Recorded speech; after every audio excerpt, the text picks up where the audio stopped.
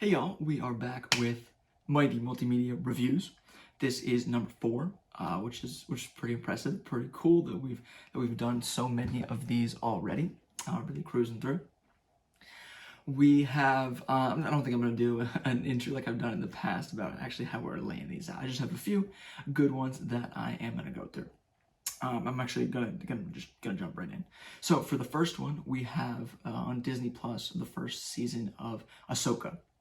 Now, I don't know if they are gonna do a second season. So, saying the first season might be the only season, but I've heard some chattering that there will be another episode, or that it's at least, a concept. It's in pre-production, I think they would call it right now. So we'll see. But for now, it is Ahsoka season 1. So I think the very first thought that I had when watching this show, and even before, just kind of with the concepts and who was in it and such, was just how cool it was that it was so steeped in Star Wars continuity. Star Wars has bounds, volumes of different continuity throughout the years in a lot of different mediums, a lot of different creators and such.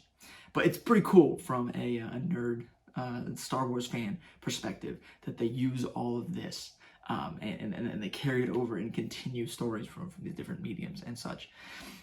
But then I did think about it a little bit further, and it's also a problem, right? Because it acts as a really high barrier, I think, for average fans coming in, for new fans, for again just Star Wars fans who aren't crazy about everything. They might have just seen the live action ones.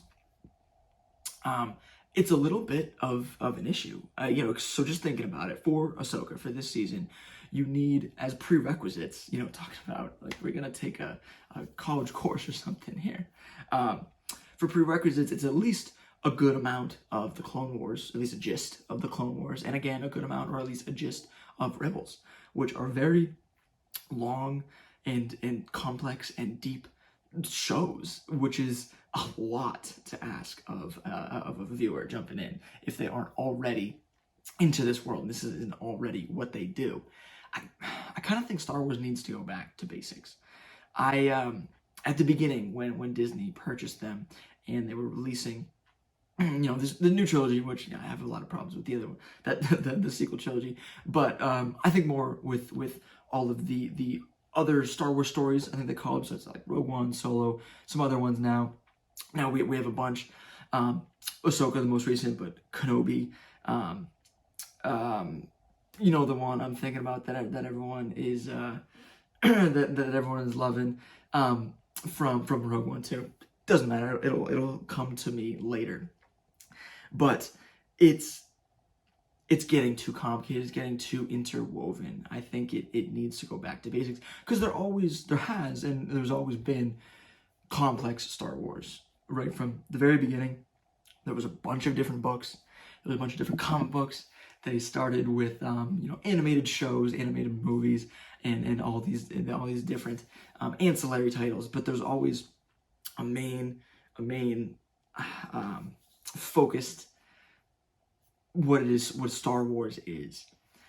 I think they're losing that. I think they might lose fans that way. We'll see. I don't really know the numbers. I don't know if they are, but I think it might benefit from Star Wars a lot to get back to basics. And what I've been advocating for a while is doing the, whatever you want to call it, High Republic, Old Republic.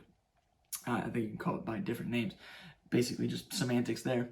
And it's getting away from the Skywalker saga, whatever it is, like 100-year snapshot of the Star Wars universe. Obviously, it's so expansive. It's a whole galaxy now. We've seen from Ahsoka different galaxies, but we'll get to that. And so you can start over with a new story, new characters, and you can have both old Star Wars fans who know all the continuity to be excited about that.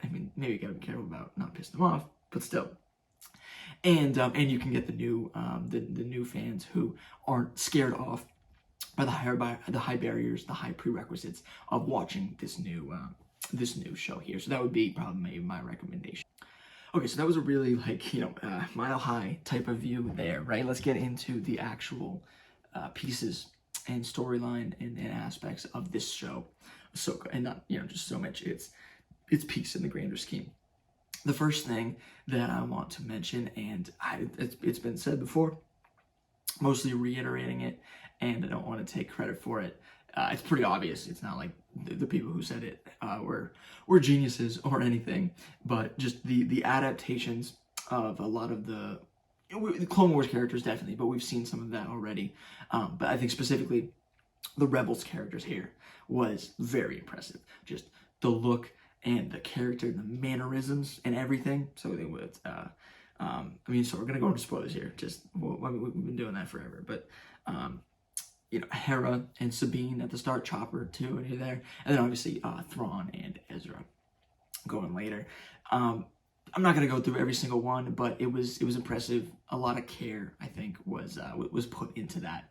So much respect, and it was noticed not by me either, just me. Like I said, it had been noticed by a lot of different people there.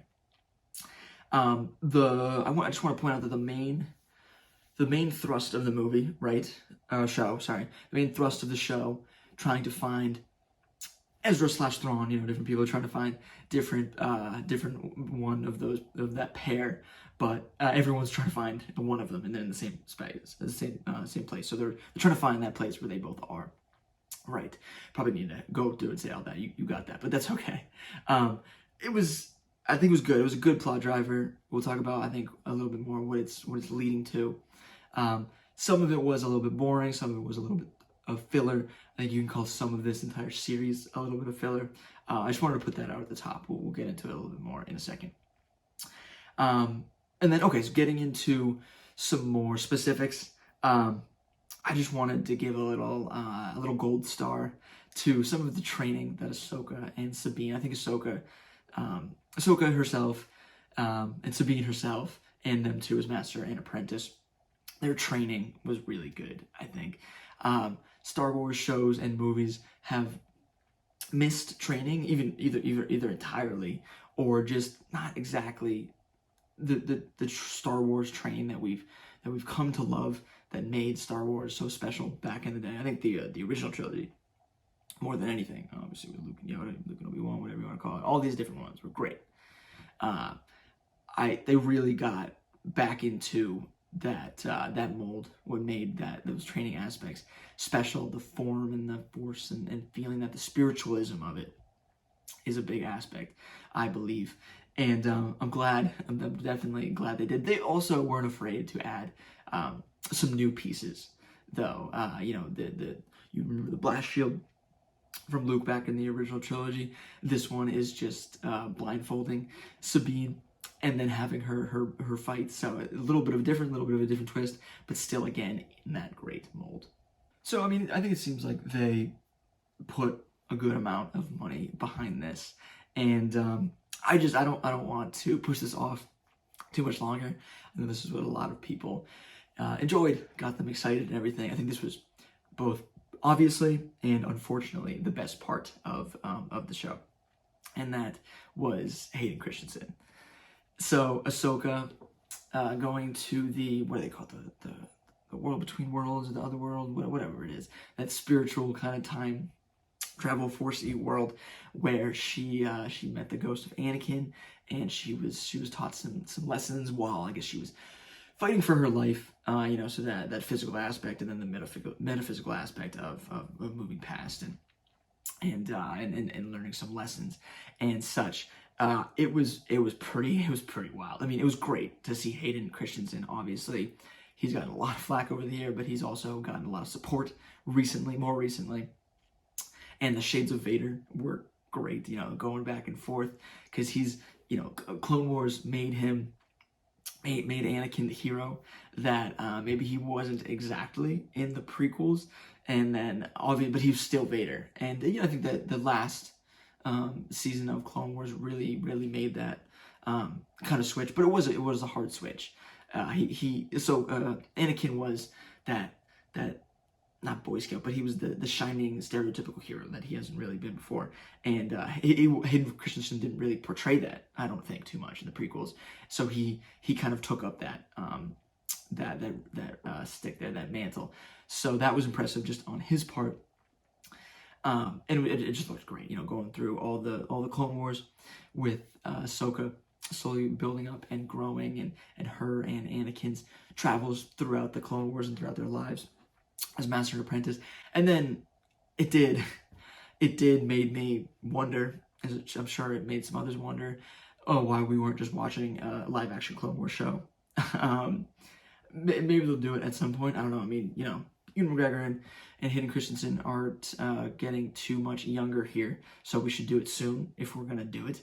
And I mean, you could recast too. Some people might be upset, but you could recast doing. I think we have the technology now that doing a live action Clone Wars would be really, really, really cool.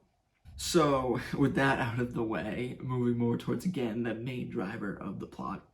So when we, whatever it is, use the big giant Stargate with the ship, or Ahsoka with the Star Whales, we are getting to the other galaxy, which is pretty interesting, expanding Star Wars a little bit and some mysterious aspects there.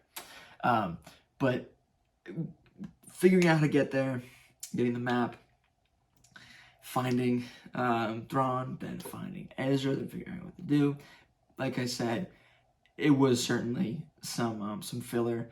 It could have been a lot tighter. I think it was okay. I think it was forgivable, just because some of these characters were being introduced in live action. We had seen some of these characters for a while. It was good to get some just simple interactions with these characters, let them grow and just show off their character, who they are, their personalities a little bit. And obviously seeing Thrawn and Ezra coming back on the tail of Rebels, really, really great. The actor for Ezra specifically, I talked about that, but he was specifically really good.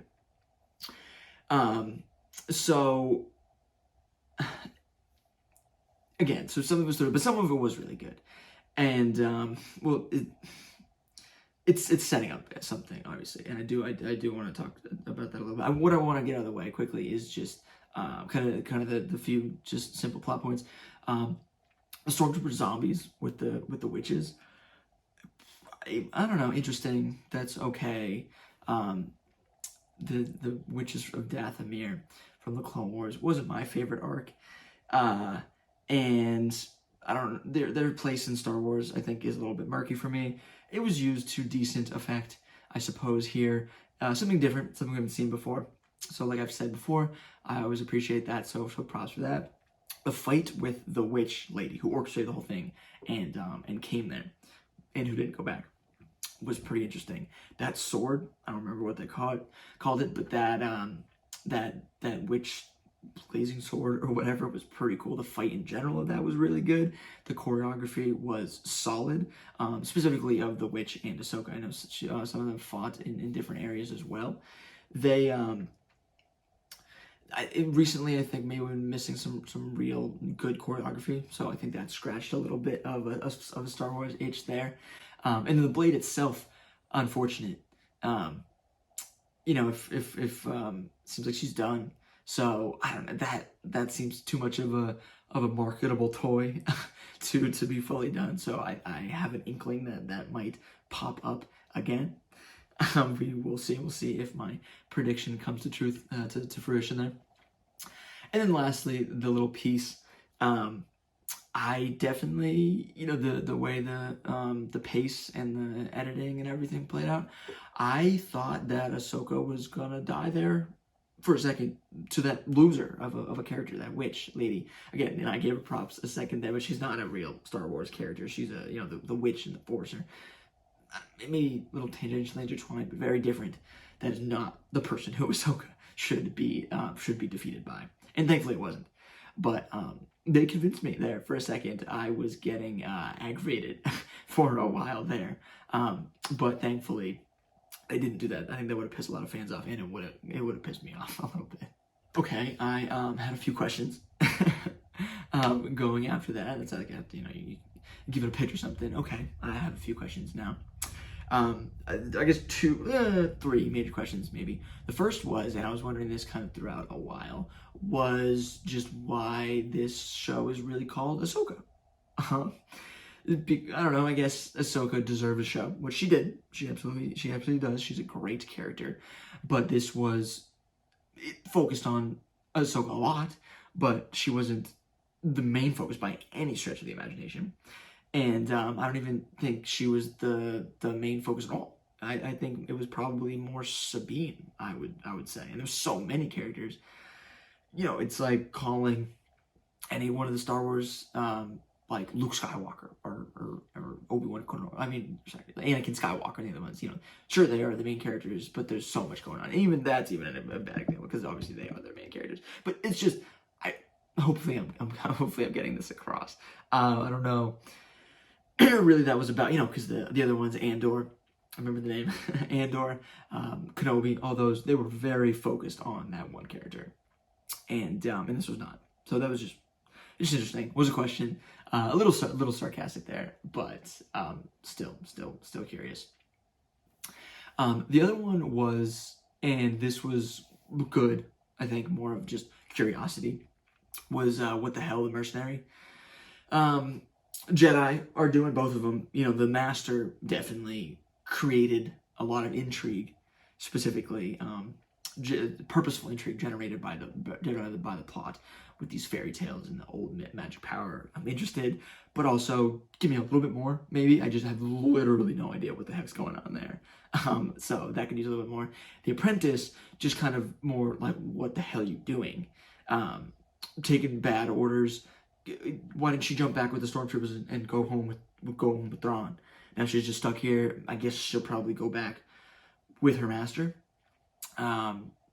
Teasing a little bit of maybe she'll join Ahsoka. But that, some of it, again, was generated by the plot, purposeful, generated by the plot, but a lot of questions. And the last one is more of accusatory, as in, what were you thinking for the ending? That was a crap way to end. I feel like, so we know, at least they've told us what originally they thought, what originally they were planning. Maybe it'll change. Originally planning to build it up MCU style into using Thrawn as the next big bad guy and throwing all these guys together with the Mandalorian and Boba Fett, and obviously all of these characters in here, and probably some other ones. And they're playing a movie from what I've heard. So what I'm kind of thinking is that, you know, they left Sabine and Ahsoka on that planet. They're going to get back. They're going to be in the next movie. And I feel like it's whatever movie or show is just at the very beginning, they're just going to find a way to get back. Which just sucks. I think that it was pretty cheap to make that kind of cliffhanger there. And they just should have all gone back so we can start whatever the heck is going on. But maybe they'll do something interesting before they go back. So I don't want to pass judgment too fast like that. So that question is bookmarked, but I did want to bring up that question. So lastly, I did enjoy it in generality. But in good or bad, there was a lot of fan service. This show was just packed full of fan service. Clone Wars, Rebels, Hayden Christensen, all of these different people, characters pulling from lore, stories. I don't know if it's good and bad. I think it has its positives and negatives. But I think instead of Ahsoka, you probably could have called it Star Wars fan service. This next one is pretty cool. It's one that I have been really enjoying. Obviously, you can see that I got a little bit of an outfit change here. This is just for this specific one. So this is HBO's Winning Time, The Rise of the Lakers Dynasty. This is season 2. It came out relatively recently. So the reason that I have this little outfit change here is that this is obviously about the Los Angeles Lakers.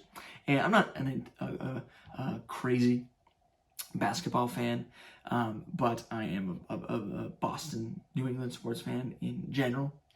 And I would be remiss if I didn't really support my Boston Celtics here. I went to just the other day a preseason game. It was good to see all of the Celtics stars and a few new faces. It's pretty fun. We'll see. This could be a pretty special season. They're really trying to make add some new pieces that'll finally bring them over the hump and win a championship. But beside modern day contemporary sports, I just wanted to make clear that I am not a fan of the Lakers, and just talking about all of this where it's very Lakers positive. I just wanted to make sure that my affiliations were made clear. I'm glad that this show did not really miss a beat with its energy vibe level. You know, its energy in the first season was really good. Some of it came from the time period, some of it's from the style, some of it's from the characters, but it was just really, really upbeat and fun while still leaving room to be serious. So again, it's still present, it's still here, so I'm glad. That's what made me want to watch the first season. So it's got to continue throughout the second season, and they accomplished that there. So I am glad that they skipped over some boring parts of this, definitely. So the first season was one season of the NBA. This was a much longer stretch. I don't know exactly how much they specifically covered. I want to say, because what they lost in the first one, then the Celtics won, then they won, but not against the Celtics, and then they finally played the Celtics, and then we'll cover some of this, but so that's 4 years, and then they explained the rest of it, so a lot longer stretch of time. But it seemed like there was a lot of just living life and playing basketball in the middle, which is good. But this could have been really, really slow. And I was actually excited for a long form constructed TV show. Clearly that was what we got, and by what we ended up seeing, I think it was probably the right decision. So yeah, I mean, I don't know, it could have been stretched out a little bit more, but I'm gonna give it a positive in general. I think the pacing that it had here was pretty solid. One little piece to point out, it's just the time period, but whoo, everyone smokes all the time. Just doesn't matter where you are, inside, outside, in like super serious areas, when you're like happy, sad, angry, whatever, it doesn't matter. People are just lighting up every few minutes. It's pretty funny. As I have done before, and as I plan to continue to do in my principles, I am not gonna make you wait too long. I'm gonna put up what is important right at the beginning. So in this one, that is the rivalry between the Lakers Magic Johnson and the Celtics Larry Bird. It's the dichotomy is just awesome, right? So it's a poor black kid from the country and a poor white kid from the country. So different, but also very similar backgrounds. Obviously, they handle life and trauma and excitement and everything in very different ways. And so, but the crazy thing about this, the awesome thing about this, is it's true, right? It's all true. It writes itself. So I'm sure there are some embellishments here and there, but these are real people. These are real teams. These are real events. So this all wrote itself, which is pretty amazing. This really story-esque dichotomy here between these two characters, these two people, these two athletes. I'm going to run through a few story beats. Right, that was I knew some of the story behind this. I didn't know all of it. That was pretty wild when Magic requested that trade. He was a pretty dramatic person, so I believe that he probably did it in a pretty dramatic way, as the show depicted. He got that crazy deal. I like that when Kareem told Bus that that's kind of a bullshit deal, because it's not gonna, in a few years it's gonna be a really low deal, even though it seems like a lot of money now, which I think is probably true. But even that, it's a lot of money to give to any person, a lot of money to give back then. But just pretty dramatic. That was a nice little beat, And then the other side of that is Jason Segel's character, right? Oh my god, his twitches, his face twitches are ridiculous. I think he does that, and then he like goes really fast. I've seen Segel in some other ones there, so that's obviously not him. That's for the character. Maybe I don't know. Maybe that's what the actual person did. I don't know. But it was really pissing me off. I think it was probably supposed to. And then, but I was just thinking the whole time, I mean, he was getting really big for his britches there. He was getting very cocky. And then, he got his comeuppance. He got exactly what I think what he probably deserved. What they made the character seem that it kind of deserved either way. And it's apparently it worked out for him, that coach, relatively well. So, he did okay. I mean, they're all in the NBA making tons of money and everything, so everyone's doing okay. And then, the coach, Pat Riley, I know I'm switching between actors and characters' names, but that's fine. The Pat Riley coach, the assistant guy, former player, he was given the job. That was pretty cool, that whole crap show of a press conference announcing that new coach, and then seeing him take charge was really cool. And as I'm saying this, just geez, I mean, this show just moves, right? I mean, I was telling you earlier that it covered a lot. I think the pace works, but like, whew, that was at least a good chunk of the show and a lot of real time. At one point, when the Lakers won, and then Pat Riley was really dealing with them, the idea of the harm of winning, complacency, and all those kind of themes there was a good little piece that I think that played with some some good ideas, especially with these big larger than life characters and these people really on the top of the world. So when you're on the top of the world, in order to stay there, you got to keep moving, act like you're the underdog, and work like you're the underdog. Some sports metaphors and some sports kind of ideology there, but I mean it's true for everything with sports in general, right? I'm sure you've heard that so many times, but sports translates to life an awful lot of the time. Specifically, or not specifically, but to carry on with that a little bit with the sports angle, the basketball play, I think, was few and far between, but it was good. I think it was probably more than the first one, but it was still, a lot of it was about the drama of people's lives, and that was good. That's how most sports movies should be. Again, it's about the life. But the basketball was really good. Was impressively good when they actually did do it. I think they I don't know what they were doing with stunt doubles and everything. I don't know, but these characters, I was convinced that they could play. They could be this athletic.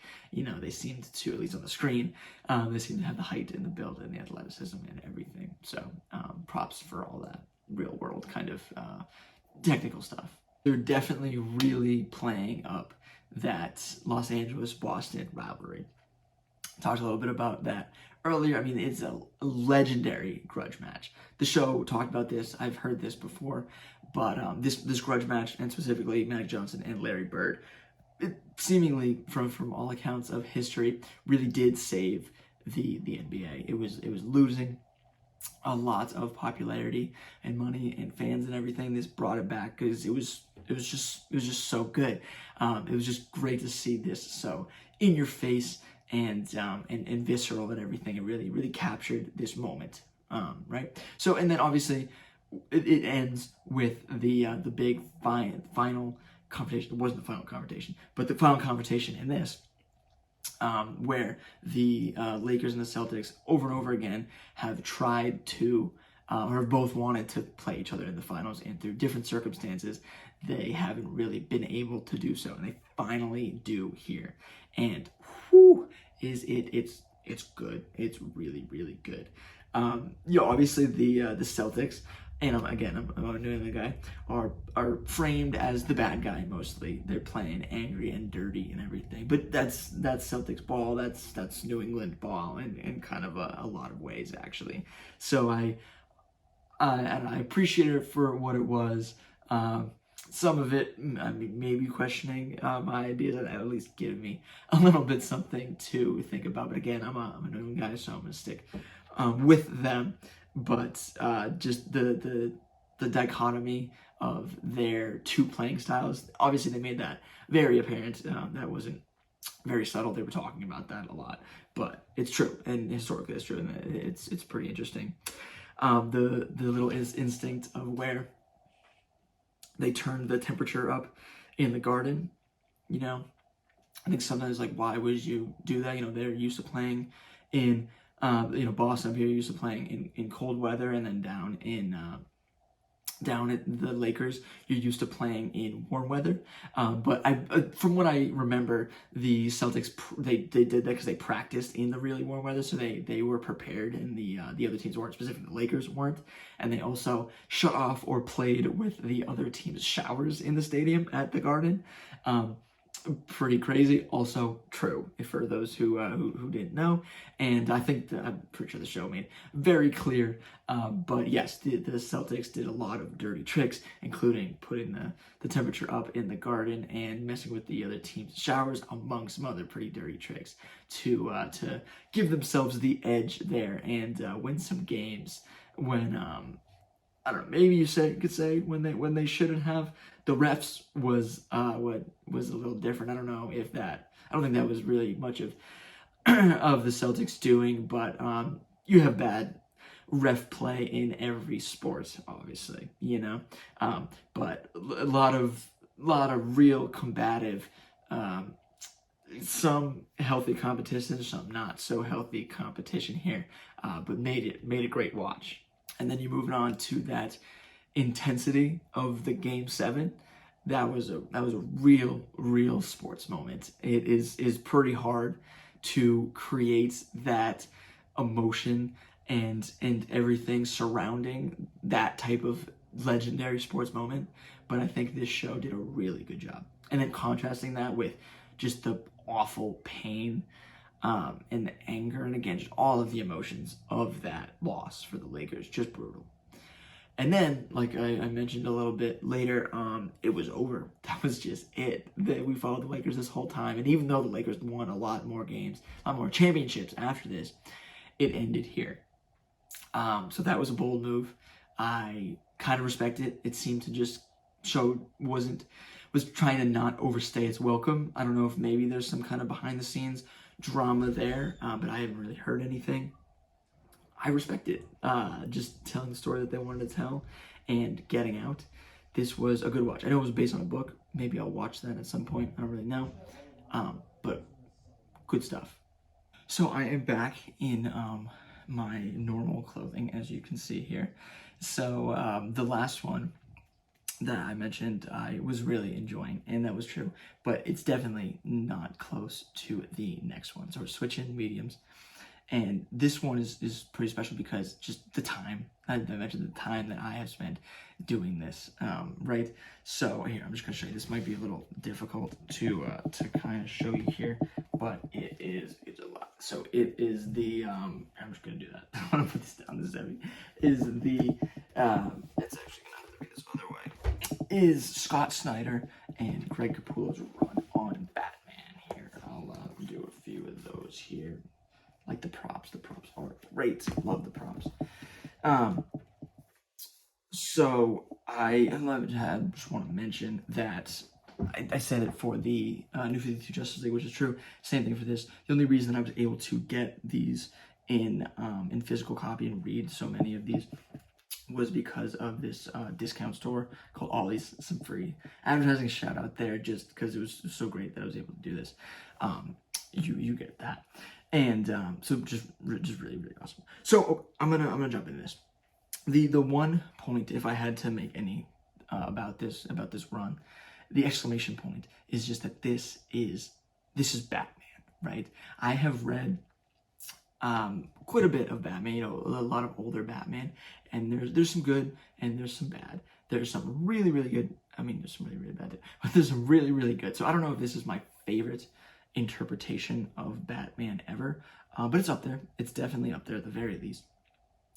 And just the length of it and the different ways of just really getting into the character and the mythos and everything of Batman is impressive.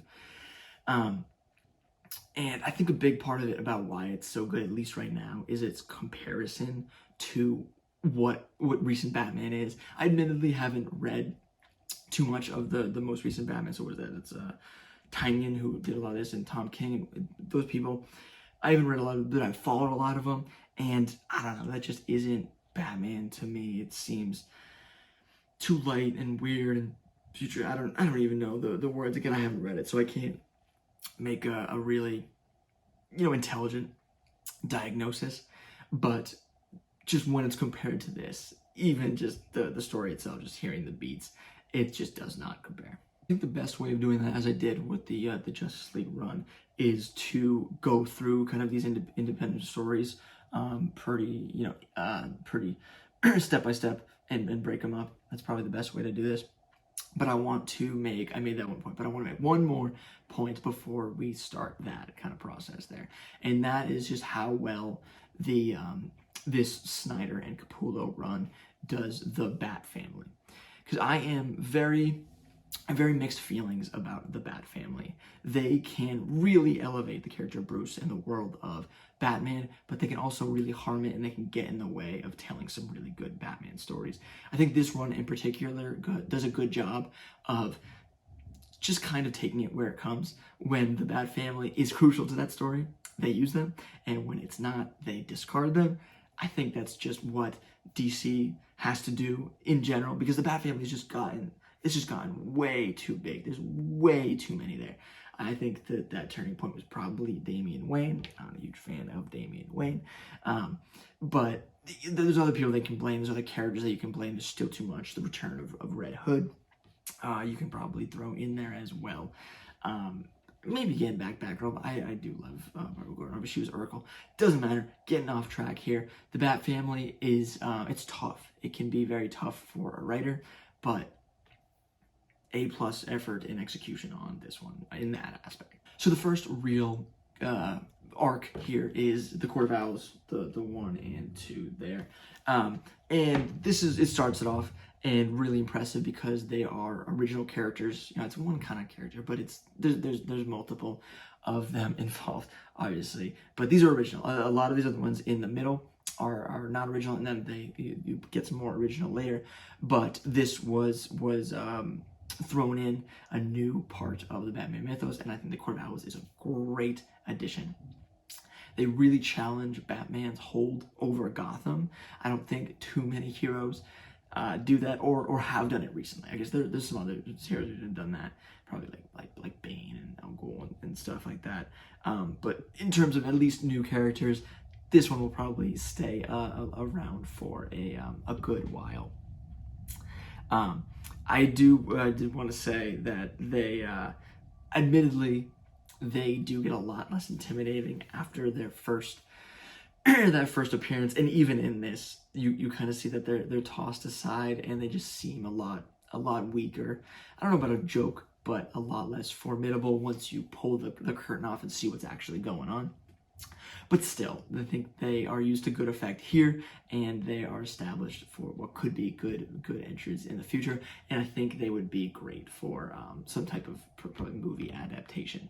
I'm sure that someone's got to think about that at some point. Okay, so I thought I've been filming for a while, so I did a lot of this. Bear with me. I think this will be okay. Maybe it'll be better because I just did a dress rehearsal. I don't know. I'm gonna choose to believe that so I don't go insane. All right. So the next one that we have, the second big idea here, the second big arc, I guess, is Death in the Family.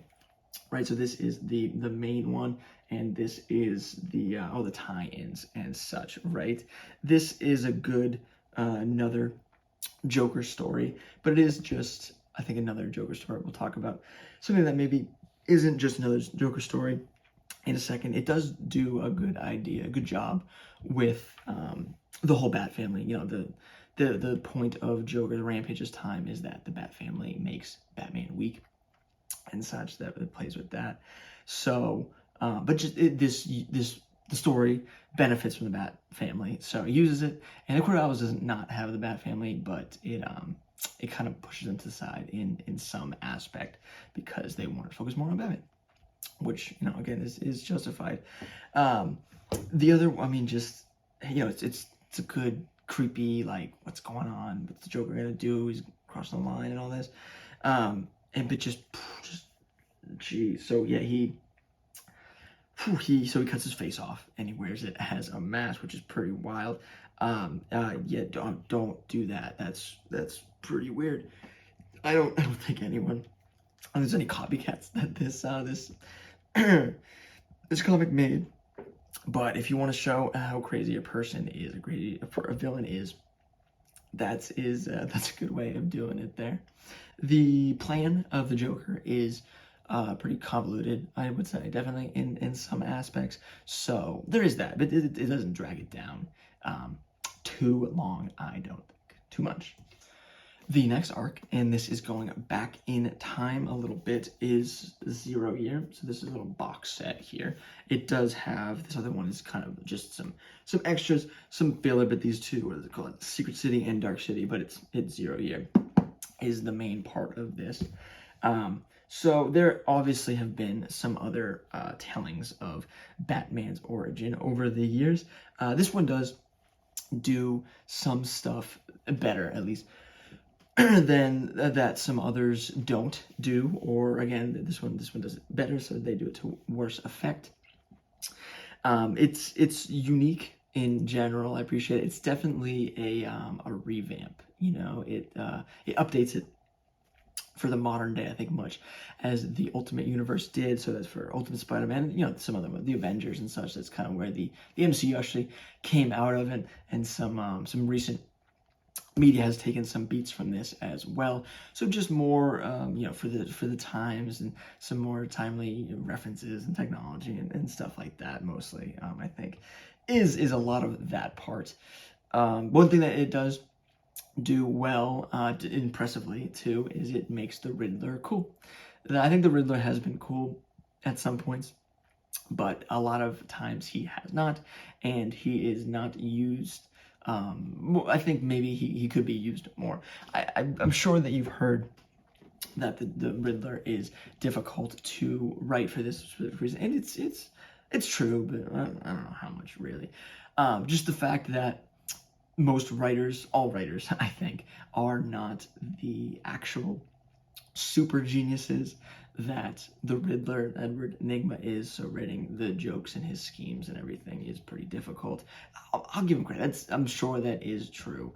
But just have some tough times of actually making the Riddler cool in general, I would say. The recent one that was good, that made the Riddler cool, was Robert Pattinson and Matt Reeves' Batman. But that took a lot of points from this, really an awful lot of it from this. So pretty impressive, I would say. So the thing that I talked about that is different from some other big, more well-known or more revered, at least in the past, renditions of Batman's origin. Obviously, we're talking about Batman Year One by Frank Miller, which is really good. I don't know if this surpasses Year One for me. I think it probably in general doesn't. But Year One is more, I think, it practically what Batman does, the trials and errors that he makes to become Batman, who he is.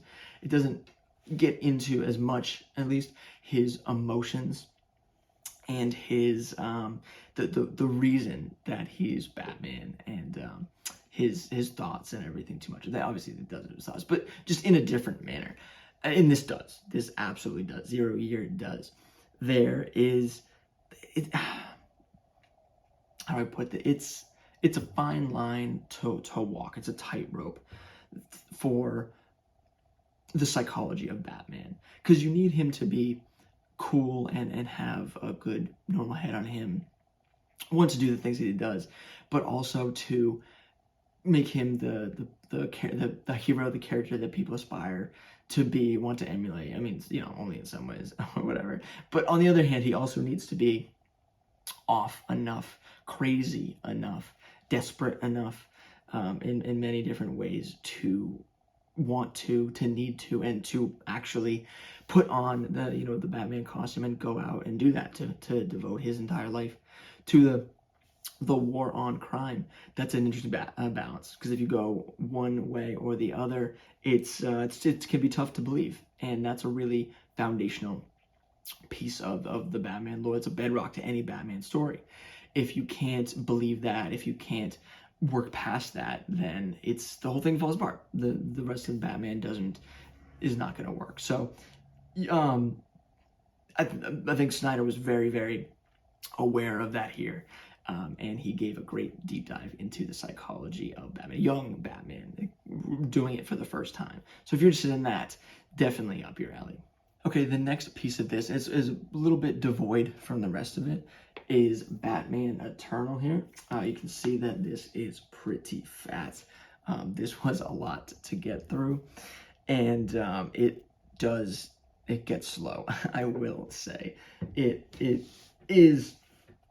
drags sometimes. There's just too many twists and turns and characters introduced that you think is the bad guy, and then it's not. It happens so many times. Pulling the rug out of you, that can be good if used to good effect. Not so much here. I certainly appreciated some of it, introduced some fun characters and everything, but I wish it was a lot shorter. Could have been a lot tighter.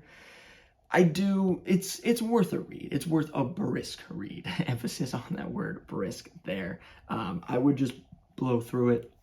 So really not hanging on one scene too much, or you're gonna get the overview. I wouldn't worry about it. Just go through it. Kind of the ending there. So it's Lincoln March from the beginning. So it's Bruce Wayne's maybe like brother at the beginning who was crazy and went to Arkham Asylum, but probably not.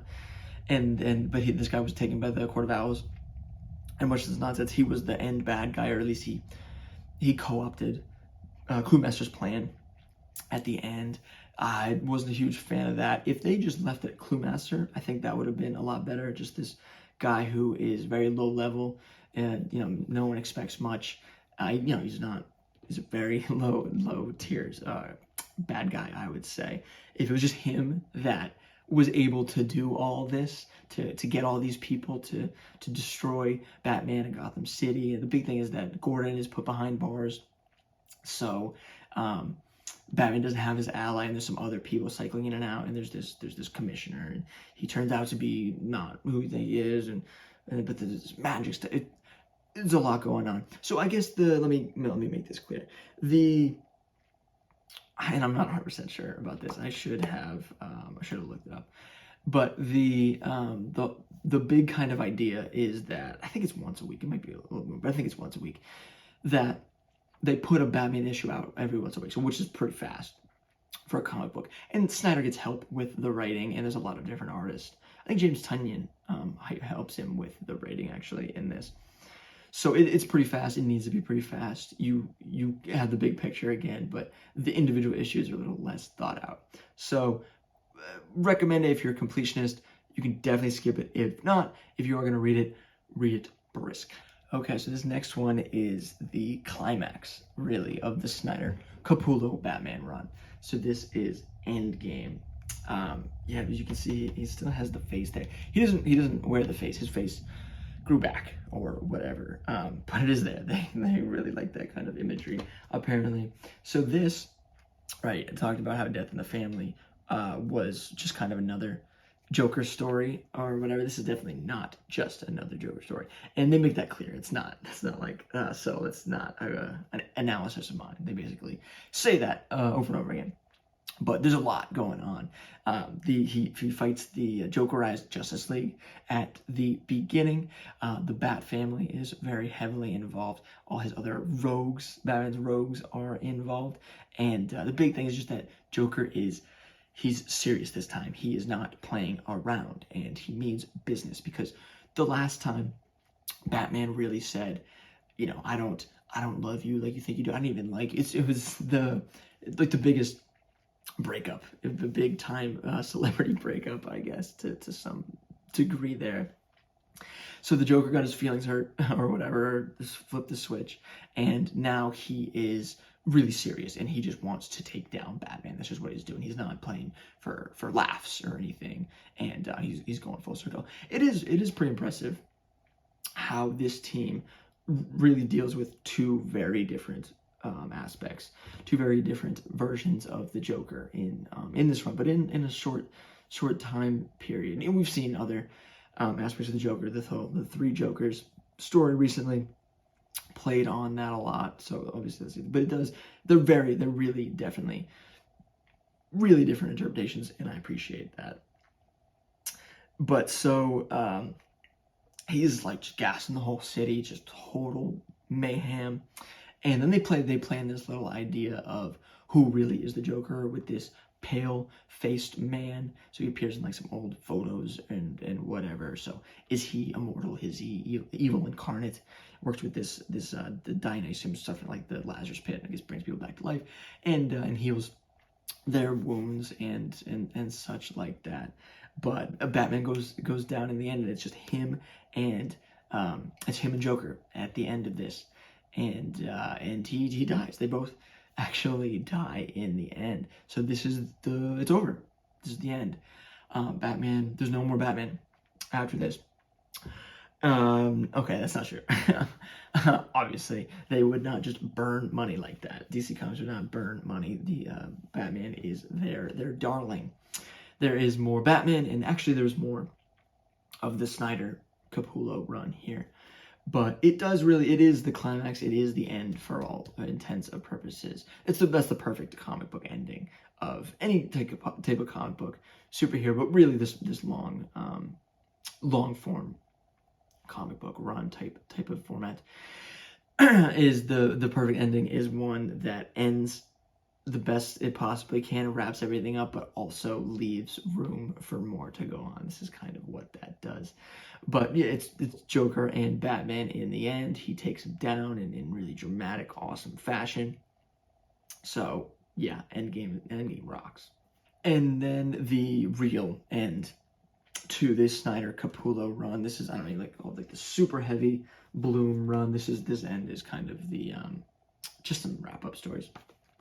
But that's what it is. So Batman is dead in this. He's not actually, but okay. So the main purpose is that Gordon takes up this giant mech suit, and he becomes Batman. He doesn't want to do it, right? But he's convinced to do it because of his duty, right? It's a good character study into Gordon. I love Gordon. He was sidelined in Eternal, so this really highlighted his character really good. He's just, he's the hero. He sacrifices himself all along. But there's some good, some bad stuff. There's no picture of him in there. I should have found it. It doesn't matter. But the bad guy is Bloom. It's another original character by Snyder and Capullo, so that's good. Definitely, I don't think on the same tier, the same level as Court of Owls, but it's relatively interesting. It does a decent little job. Very creepy. This is just like spindly, like long nails, flower mask thing. It is kind of wild. But there's a good amount of going on. So the main part of the Batman part is that he died from his wounds in Endgame, but then he came back through the Dynasty that was all there, but his memories were gone, right? So he didn't remember that he was Batman. So he found this old girlfriend, and he was living a nice, happy life in this charity center, youth center that Lucius Fox actually made. And so, he has to come back, obviously, eventually from Batman. But there's this nonsense about this machine that, like, puts the memories back in him, but it's really hard, blah, blah. He has to choose to do it in the end. He doesn't just, is forced to do it. So it works with the sacrifice of being Batman, the necessity of Batman to Bruce, and then the respect and the meaning of Batman to the rest of Gotham City. But the personal sacrifice, the personal choices of Bruce Wayne is definitely front and center there. One particular scene that is absolutely really worth the read of these last whole few areas, because it is, I think it is a little bit of a drop off than some of the other ones, is this scene. So it's Bruce and it's the Joker. You know, he doesn't know it's the Joker. They don't know it's each other, but you can see it's the Joker, and they're in this foggy area, and they're sitting on a bench in front of a lake. I guess this is where they died, but underneath it is where they both died, and they're just having this conversation, and Bruce is thinking about going back to Batman, and I don't know, you know, it's up to interpretation how much the Joker really knows here, but, you know, just kind of the something of a line of, please don't go back, you know, just enjoy what we are now. I don't want to go back, you know, because the whole Batman creates Joker, yeah, up in the air, different interpretations there.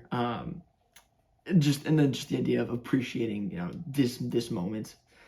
It just very well written, very well depicted. Again, I think this makes this whole kind of area, this whole last little addendum, little denouement worth it. So just wanted to show you this here. So this is volume 9, and these are the variant covers. At the end are all kind of Batman and Superman, because this came out in 2016. So that's like BVS, right? Batman vs. Superman, Dawn of Justice, when that came out. So, you know, just that's what everyone wanted to see, I guess. That's what the variant covers were coming out. It's kind of funny because Superman isn't in this. He is in it a little bit, but really very, very minimally. He doesn't play like a huge role. It's just, you know, keeping in mind kind of the time frames and everything. I mean, that's a cool one. Yeah, I mean, I've seen that before. That's pretty fucking, that's pretty iconic. But just a funny little tidbit. Yeah. Okay, so that was a lot. I think you probably got the abridged version from the one I originally shot. Was probably a lot, and even a lot longer than that. But that was really great, just cathartic to get off my chest because of how long I have been reading that. And, you know, so I guess there's more because Snyder, and I don't know what Capullo went, but at least Snyder did like Darkness Metal, and Death Metal, and all that. Not a huge fan. That gets off the crazy Barbados and the dark multiverse. No, thank you. I am going to, again, before I choose to stop here, we're going to make that proactive choice. And but this is really solid stuff. Again, you know, I don't know where this ranks for Batman, but it ranks pretty highly in my book. This is some special stuff, and I'm glad that I was able to share my thoughts on it, my love of it, my appreciation of it. I think I gave only like the rough outlines so that you can go read it for yourself. And you know, even if I did it, you can go read it because there's so much I didn't talk about. I only talked about it for a little bit. If you want to skip some of it, not buy the whole thing, I'd say the top 3 to buy are the first one. Court of Owls is really good. 0 Year, Death in the Family is good, but I don't think it's in my top 3 for this. And then Endgame is really good. So I would at least get those 3 if you're looking for it. But this is a big chunk. Looks great in my comic book collection in general. And I mean, this one specifically was a blast. Okay, these last 2 ones here are some books. Some I read them on audiobook, as I have talked before, but yeah, 2 book reviews. These are pretty simple, pretty brisk. Like, I've talked a lot about these other ones, so I want to keep this a little bit brisker just in general. But the first one is the classic Crime and Punishment. A lot of people know this one. A lot of people know at least the name. I don't know about the actual contents and the author and everything, but you know, a classic if there ever was one. I think in some aspects it is Russian, so obviously it's a translation, but you can definitely feel the cultural divide, but it's not anything that makes it impenetrable. Yeah, like, you know, Russia, I don't want to get too political or whatever here, but Russia's just people like us as well, but you can feel it every once in a while that it's not American. So I want to run through the plot, right? So it is a poor man, Raskolnikov, who is driven by like desperation, but sometimes you can call it selfishness, greed, whatever it really is, into murder. It seems like not a great woman, but still, obviously, murder is not good. but he has to cover it up, and he has to, you know, fix himself and try to act normal so he doesn't get caught in front of his friends and family and the police and new people and such. There's a bunch of wrinkles, obviously, you know, like false confessions and additional deaths and his family coming to visit and this like marriage stuff and taking the marriage off and all of that. So there's a lot going on. So a big one is kind of big two pieces. Is one with like a neighbor who actually saw the murder, heard the murder, whatever it was. So it's kind of blackmailing him and got to deal with that. And then and what was it? He tells his sister, eventually tells his sister, so she has to really deal with that aspect. And oh, and I mean, the mother doesn't know, but there's stuff going on with the mother. She's very kind of like eccentric and whatever. So you have to deal with her reaction, plot, exposing it. Spoiler alert. It does end up with him kind of really feeling his guilt and everything, and he just turned himself in. It takes a while. Again, there's a lot of twists and turns, but eventually he does is kind of this quick thing at the end where he kind of did okay, and they thought he must have been crazy and everything, so he wasn't like depraved and he wasn't sent to murder for a long time because he wrote a book about it because he like used his experience. That would become interesting to craft what the criminal mind was and write this like academic piece because he was going to law school. So some of it was interesting, but basically just a big case study into the guilty conscience of a murderer and a lot of different conversations with random people. Really one big conversation, but a lot of different. It's made up of structurally a lot of different soliloquies. Of different characters talking about, you know, who should be punished, why should people be punished. What is it? Michel Foucault wrote The Discipline of Punishment, some things like that would really, I'm sure really was influenced by some of this, probably really enjoyed this read. It was good. It kept you on your toes in some way. Again, it was a good study into that psychological aspect. Guilt is a big part, and responsibility. You know, who bears what. Society at large narrowed down to individual people. So that was good. Very high-minded. If you're into that kind of stuff, it's definitely worth it. If not, you might not entirely enjoy it. It does get a little haughty or whatever. It again, there's so many twists and turns and little things that they added in. It wasn't a short read. But this author is definitely a Dostoevsky, yeah, whatever you say it, yeah, whatever. Yeah, I'm sure people know. You could look it up if not. Is a master at creating tension and really good at these scenes, these dialogue. I mean, I don't know. I mean, it's older, obviously, 1800s. So some of it, I don't know. Like I said, soliloquies, very one-sided conversations of just spouting it out. They set up a scene and then one person just talks for a long time and explains their view of the world and what they think, you know, at bars, at houses, at police stations, all different types. So it's not super fluid.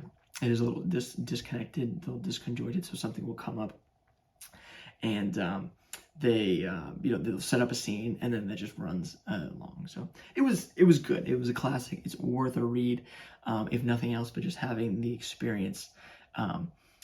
Not one of my favorites of all time, but very fascinating. The craft itself is worth the read. That alone. This is our last one. I forgot to say the penultimate review. My bad. I'll get it. I'm sure everyone, my vast audience, is extremely disappointed. I'm sorry, a little self-deprecating humor there. But this last one, again, I read it on audio book, and I want to talk a little bit about that, specifically that experience. But I just happen to have this collection. So this is Around the World in 80 Days by Jules Verne, the master himself of kind of that science fiction there. I mean, it's just like, it's got the little thing. Isn't this binding just gorgeous? And this has a few different ones. A Journey to the Center of the Earth, 20,000 Leagues Under the Sea. I have read these. Those were good. So I have read some other Jules Verne. This Around the World in 80 Days was another great entry. Just a really good journey quest type story, which I do really enjoy. That's his just his bread and butter. That's what he does. That's what basically all of these are. But he did kill this one. This is a little bit more lighthearted, I will say, definitely, than some of the other ones. A little, I don't know, less danger. There's some danger, but a little less mortal danger, crazy stuff going on. A little less, obviously, the other one has the mechanical marvel of the Nautilus with Captain Nemo, and the other one has the fantastical element of the dinosaurs being, the world dinosaurs being at the Journey center, the center of the Earth. So this is really just, we're in the world. There's nothing fantastical about it. We're just going around the world in 80 days. The inciting incident, what gets this story started, is pretty awesome, if I do say so myself. So the main character, Phineas Fogg, he's a rich guy, sitting in a club, just playing games and drinking and whatever, with his other rich guy friends, and they're just hanging around a table. One of them says, I think you can go around the world in 80 days. Hey, they said the title. I remember doing that. So someone says that, I bet you can't go around the world in 80 days. The other person says, you can definitely go around the world in 80 days. Another guy goes back and says, you want to bet? The other one says, absolutely. Bam, we have a story. Just very simple. Love it. And they keep going on about it. People talk about it throughout the whole issue. They're like, this is all because of just some bet. That is absolutely an insane thing to do. But that's what happened.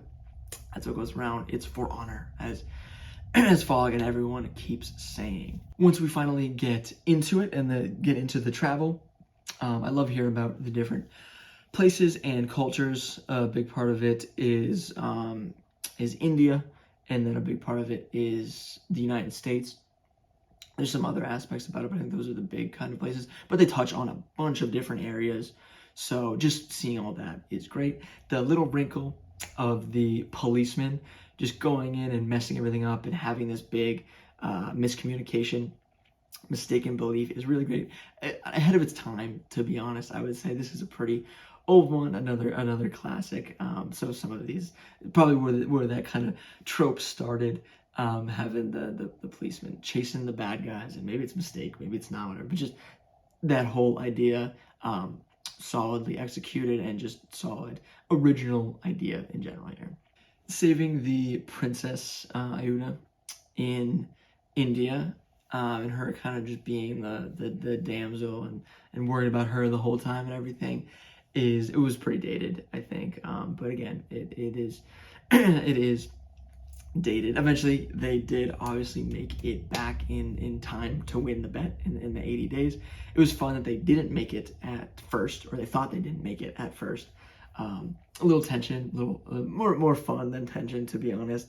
But they did the whole Prime Meridian thing. I think that's been used a lot, a little bit more, maybe more of a cliche now, but it wasn't in this. I think this was the original.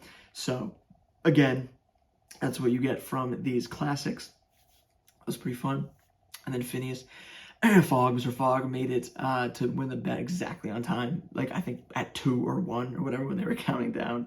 But either way, pretty great. Oh, and then, yeah, so adding, I mean, this is chronological.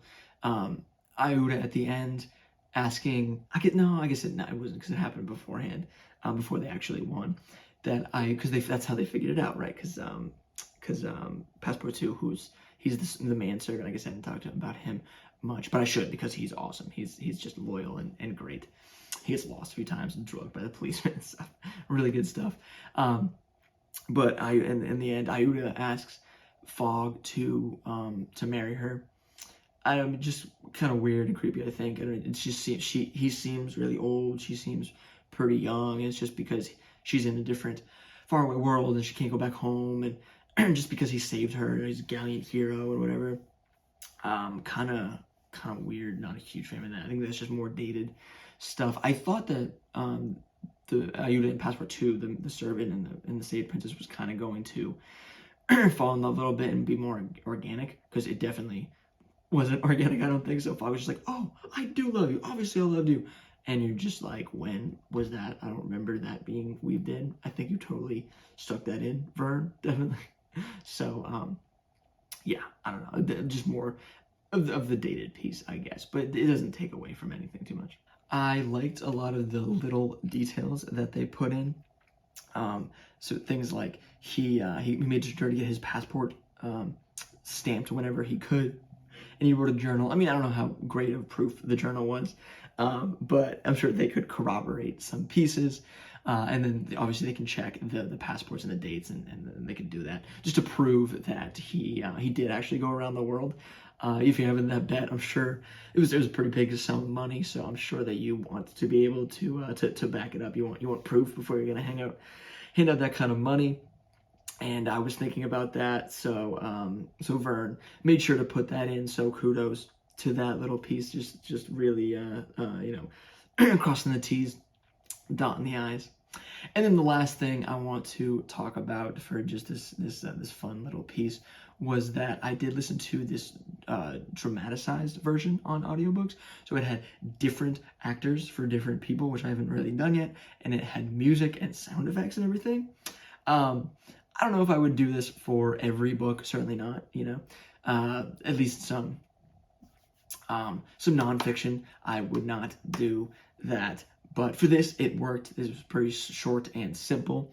So you know, for that reason, I would recommend people read it either physically or listen to it. And if you do want to do the dramatized version, I would put my stamp of approval on it. It was very fun. It kept it fast and lighthearted and everything. But that was cool. I might try to do that on some other ones, but it definitely you need to pick and choose your targets for that, I would say.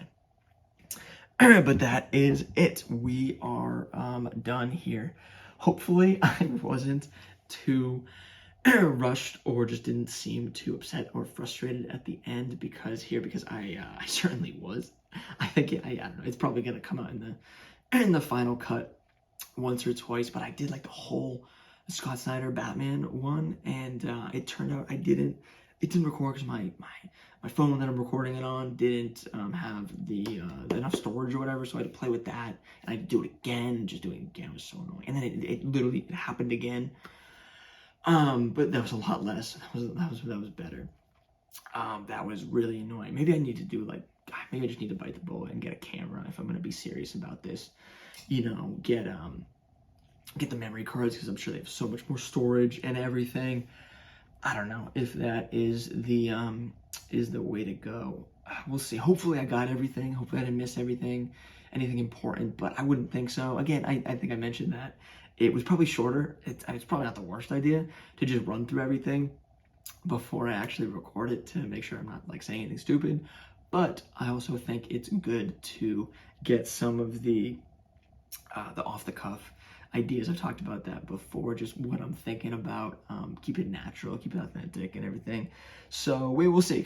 So the Snyder stuff was the second time around, so I can compare and contrast.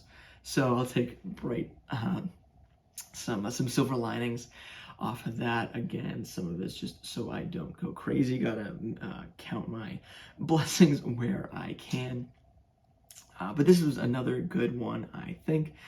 The next planning on doing some themed ones, kind of themed. We'll see how loose or actual the themes end up fitting. But for Halloween coming up, there's a lot of stuff you can do for Halloween. I might do 2 actually, I think. And also there's not a crazy amount of things coming up that I really want to watch or interested in and such. So we'll see. But I think those could be pretty solid. The 2 different themed versions. We'll see how that goes. But I think I am all set there. Another good one in the books. Signing off.